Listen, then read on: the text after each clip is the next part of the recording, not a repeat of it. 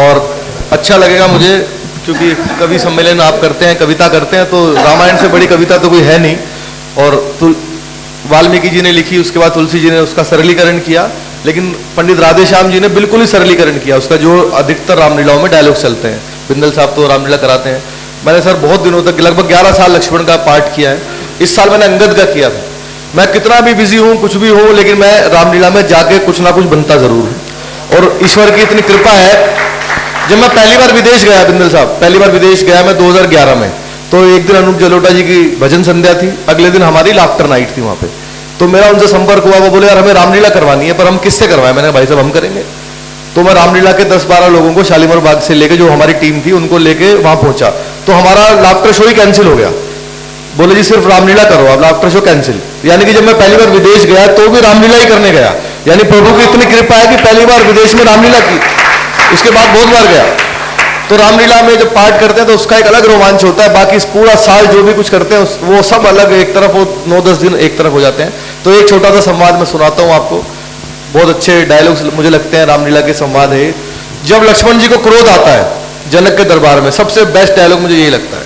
बड़ा अच्छा संवाद है, और इससे अच्छा वीर रस की कविता भी मैंने कहीं नहीं पढ़ी, ना किसी से सुनी। अब आजकल तो लोग चैट जीपीटी से रामायण लिखवा के सुनाने लग गए मंचों पर, वो अलग है, लेकिन ये असली सार तत्व ही है सुनना। लक्ष्मण जी बैठे होते हैं, राम जी बैठे होते हैं, पूरा दरबार सजा होता है, राजे महाराजे आते हैं, धनुष को तोड़ नहीं पाते। तो जनक जी का संताप आता है, वो बहुत दुखी हो जाते हैं। उनका डायलॉग आता है, अंत में वो बोलते हैं मुझे लगता है पृथ्वी वीरों से खाली है। तब लक्ष्मण जी का क्रोध आता है, सुना। अब उसमें तो बहुत भागना दौड़ना, पूरे एक्शन मूवमेंट्स, यहाँ कुछ नहीं, मैं सिर्फ सुनाऊंगा आपको, सुनना। इसमें मूवमेंट एक्शन तो नहीं कर सकते। रघुवंशियों के समाज में जहां तक भी कोई होगा, उस समाज में ऐसे अनुचित वचन आज तक किसी ने नहीं कहे होंगे जैसे अनुचित वचन प्रभु श्री रामचंद्र जी को उपस्थित जानते हुए भी महाराजा जनक ने कहे हैं। हे सूर्यकुल रूपी कमल के सूर्य सुनिए, मैं अभिमान से नहीं स्वभाव से कहता हूं, यदि आपकी आज्ञा पाऊं तो मैं सारे ब्रह्मांड को गेंद की तरह उठाकर कच्चे घड़े के समान फोड़ सकता हूं। मैं सुमेर पर्वत को गाजर और मूली की तरह तोड़ सकता हूं। फिर ये पुराना धनुष तो चीज ही क्या है।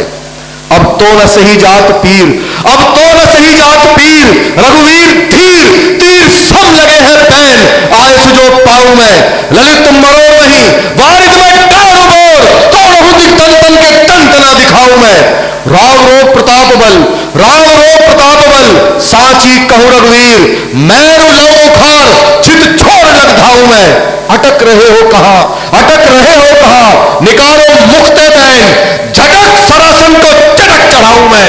तोड़हूं छत्रक दंड जिमी, तोड़हूं छत्रक दंड जिमी, तो प्रताप बलनाथ जो ना करूं प्रभु पद शपथ, पुनः न धरो धनु हाथ, पुनः ही न धरो धनु हाथ, ना पिया ही प्राण रोपऊं, रट देऊं ब्रह्मांड यदि क्षण में कोपऊं।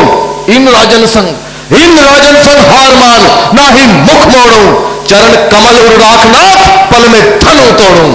सच्चे योद्धा, सच्चे क्षत्रिय अपमान नहीं सह सकते हैं, जिनको सुनने की ताव न हो वे चुप कैसे रह सकते हैं। रघुवंश राम जी के होते, रघुवंश राम जी के होते, अनुचित वाणी कह डाली है, ये शब्द हृदय में चुभते हैं, पृथ्वी वीरों से खाली है।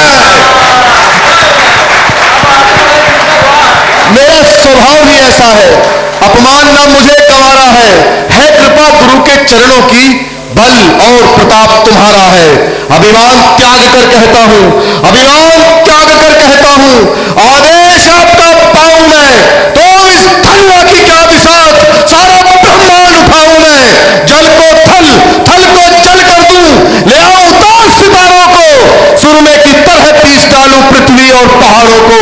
फिर ये धनुआ गला सड़ा, फिर ये धनुआ गला सड़ा, तिनका सा किस गिनती में है, सैकड़ों कोस तक ले दौड़ूं, इतना तो बल उंगली में है। बहुत बहुत धन्यवाद। जय श्री राम।